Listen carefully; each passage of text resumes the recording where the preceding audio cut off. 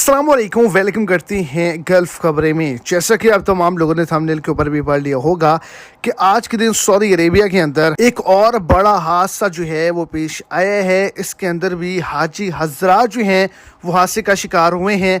आज के दिन 110 हाजी अफराद जो हैं वो हादसे का शिकार हुए हैं।